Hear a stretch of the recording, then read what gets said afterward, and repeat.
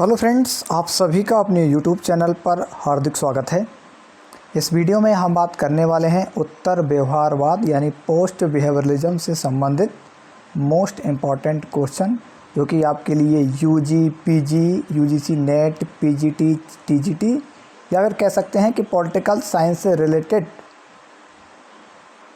किसी भी एग्ज़ाम में जिसमें उत्तर व्यवहारवाद यानी पोस्ट बिहेवियरलिज्म पूछा जाता है, ये वीडियो उन सारे स्टूडेंट के लिए महत्वपूर्ण रहने वाला है।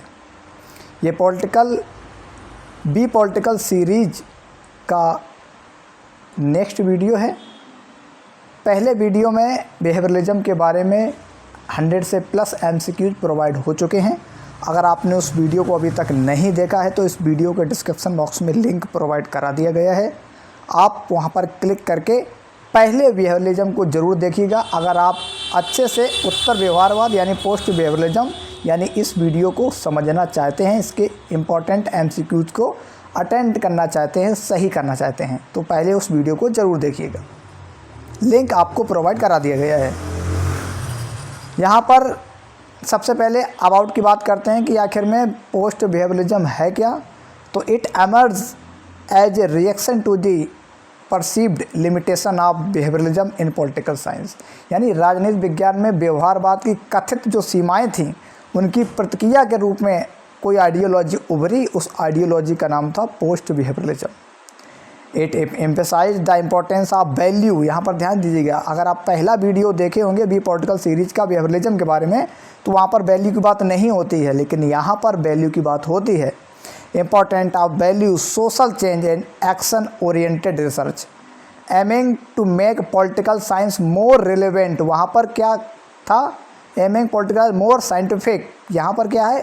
more relevant and impactful in addressing contemporary societal challenges। यहाँ पर ध्यान दीजिएगा, शब्दों पर ध्यान दीजिएगा। अगर आप इसको समझ गए तो बहुत सारे क्वेश्चन को आप एमसीक्यूज को सही कर पाएंगे। While not rejecting behavioralism entirely, यहाँ पर ध्यान दीजिएगा, while not rejecting behavioralism entirely, post behavioralism sought to correct its shortcoming and elevate that status of discipline। यानी इसने मूल्यों, सामाजिक परिवर्तन और कार्यवाही उन्मुख अनुसंधान के महत्व पर जोर दिया, जिसका उद्देश्य समकालीन सामाजिक परिस्थितियों का समाधान करने में राजनीतिक विज्ञान को अधिक प्रासंगिक और प्रभावशाली बनाना था। व्यवहारवाद को पूरी तरह ना खारिज करते हुए, यहाँ पर ध्यान दीजिएगा, क्वेश्चन इससे थीम वाइज जब पूछा जाता है तो ऐसा पूछ लिया जाता है कि व्यवहारवाद को पूरी तरह खारिज ना करते हुए, while not rejecting behaviourism entirely. ये देखिए, ध्यान दीजिएगा, उत्तर व्यवहारवाद ने इसकी कमियों को ठीक करने और अनुशासन की स्थिति को ऊपर उठाने का प्रयास किया। यहाँ पर ये आपने उत्तर व्यवहारवाद के बारे में जाना कि आखिर में उत्तर व्यवहारवाद है क्या और ये कैसे व्यवहारवाद की लिमिटेशन को के अगेंस्ट आया। अब बात करते हैं इसके एमसीक्यूज़ को। तो सबसे पहले एमसीक्यूज़ है, who consider the father of behaviourism.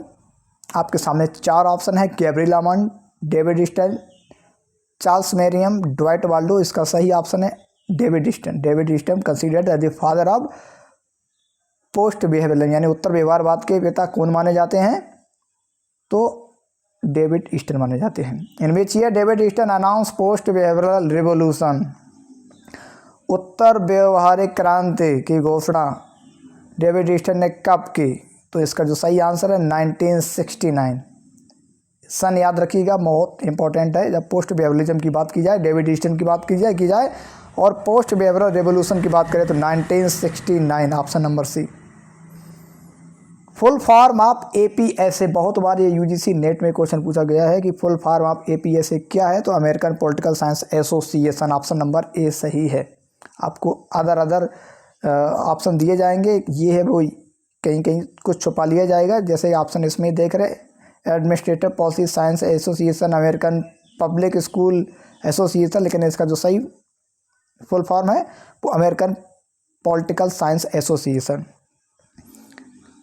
अब बात करते हैं कि what event is consider the origin of post behaviourism, कौन सी घटना समझी जाती है पोस्ट बिहेवियरलिज्म की ओरिजिन के लिए?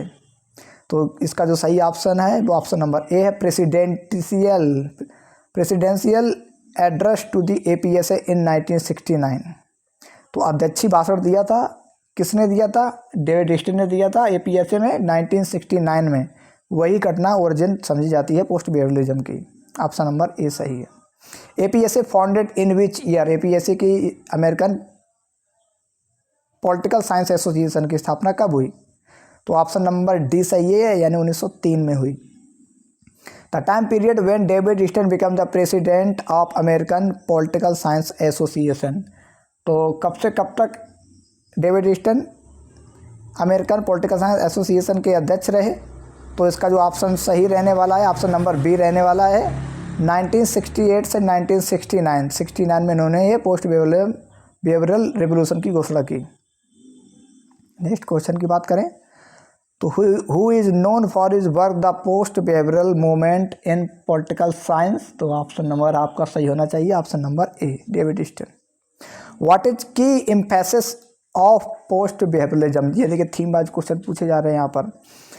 The important of value normative theory, बिल्कुल ठीक, क्योंकि वैल्यू की बात बिहेवियरलिज्म नहीं करता लेकिन पोस्ट बिहेवियरलिज्म करता है। Use of empirical method, use of political behaviour है, इंस्टीट्यूशन पॉलिटिकल, तो ऑप्शन नंबर ए बिल्कुल ठीक रहने वाला है, importance of value and normative theory.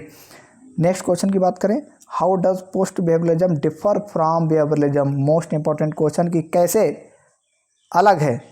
तो it critics the narrow focus of behaviourism, behaviourism का जो संकीर्ण दृष्टिकोण है उसको ये नकारता है, उसके सुधार के लिए तो ये आया है पोस्ट बिहेवियरलिज्म, जो वैल्यू की बात करता है, नॉर्म्स की बात करता है।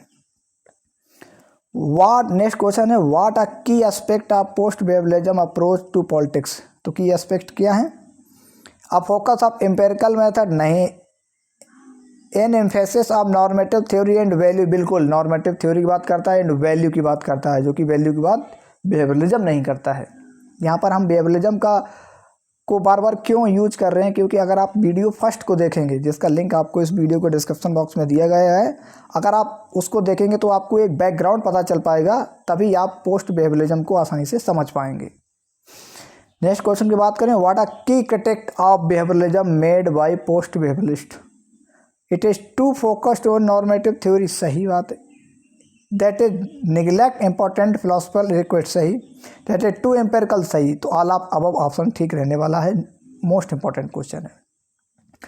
यहाँ पर आपकी जानकारी के लिए बताते हैं कि जितने यहाँ पर क्वेश्चन आपको पोस्ट बिहेवियरलिज्म से संबंधित दिए गए हैं, इनमें से लगभग 70 से 80% ऐसे क्वेश्चन हैं जो कि UGC net, PGT entrance exam political science, CUT UG PG में पूछे गए हैं, लेकिन यहाँ पर नॉमिनेशन नहीं किया गया है कि कौन कौन सा क्वेश्चन कब कब पूछा गया है।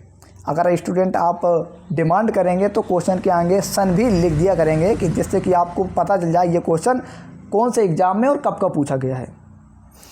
नेक्स्ट क्वेश्चन की बात करें तो what is characteristic of post behaviourism approach to research? तो इसका जो सही ऑप्शन रहने वाला है, ऑप्शन आप पढ़ लीजिएगा, ऑप्शन नंबर भी सही रहने वाला है। It incorporate insight from other discipline. Next question की बात करें, what is relevance important in post behaviouralism? Because it enables researcher to address real world problem. तो रियल वर्ल्ड की प्रॉब्लम को बिहेवियरलिज्म सही समझ पा रहा था। बिहेवियरलिज्म केवल पॉलिटिकल साइंस को साइंटिफिक बना रहा था, लेकिन वैल्यू ओरिएंटेड, नॉर्म्स ओरिएंटेड नहीं था। तो 1960 और 70 के दशक में जो विभिन्न आंदोलन हुए, उनको देखते हुए पोस्ट बिहेवियरलिज्म की अवधारणा लानी पड़ी, क्योंकि रियल वर्ल्ड प्रॉब्लम को बिहेवियरलिज्म नहीं समझ पा रहा था। पोस्ट बिहेवियरलिज्म के माध्यम से वैल्यू, नॉर्म, सोशल चेंज इत्यादि की बात की गई।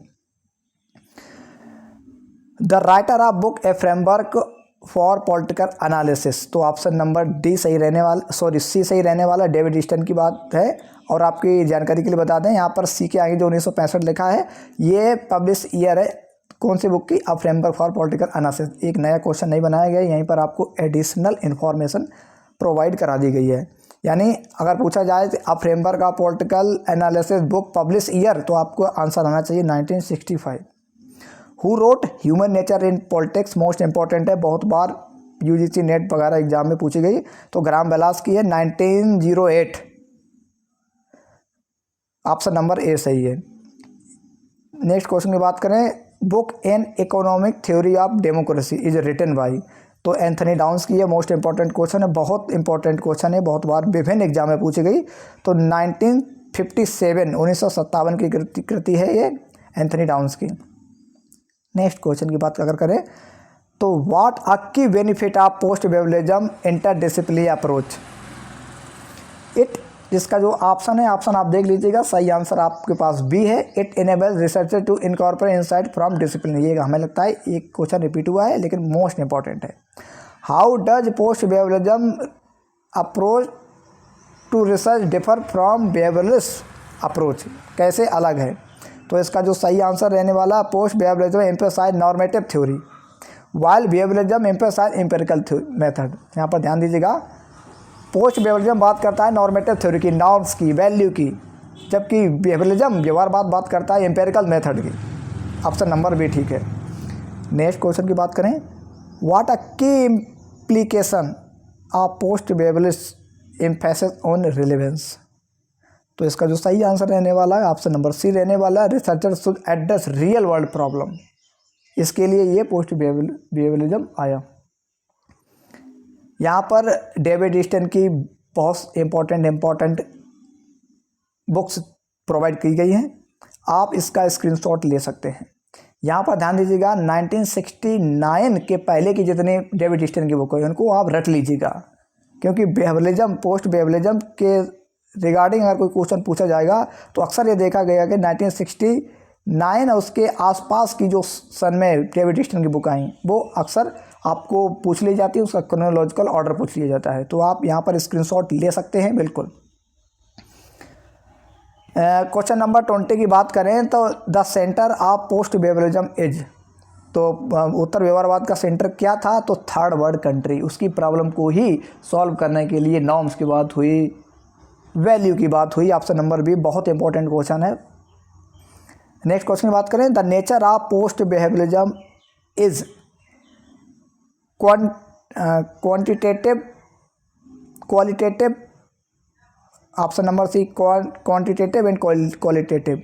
तो यहाँ पर देखिएगा, बेवलिज्म अलग बात करता है, पोस्ट बेवलिज्म अलग बात करता है, लेकिन जो पोस्ट बेवलिज्म है वो दोनों की बात करता है, quantitative and qualitative. Option number C सही रहने वाला है, मोस्ट इंपॉर्टेंट क्वेश्चन है।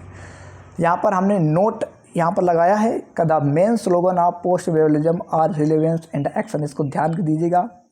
रिलेवेंस एंड एक्शन यानी प्रासंगिक होना चाहिए और एक्शन होना चाहिए, तो इसको याद रखिएगा। बहुत सारे क्वेश्चन इससे संबंधित बन सकते थे, लेकिन आप अगर इस लाइन को याद करके, पोस्ट बेवलिज्म का मेन स्लोगन क्या है, तो रिलेवेंस एंड एक्शन, इसको याद रखिएगा पोस्ट बेवलिज्म के संदर्भ में। Who said the behaviouralism is the form of sheep, यानी चलने का रूप किसने कहा व्यवहारवाद को, तो डेविड ईस्टन ने कहा।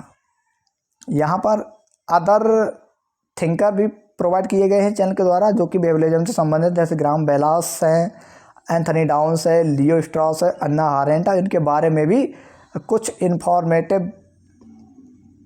इन्फॉर्मेशन प्रदान की गई है। आप यहाँ पर इसका स्क्रीनशॉट ले सकते हैं।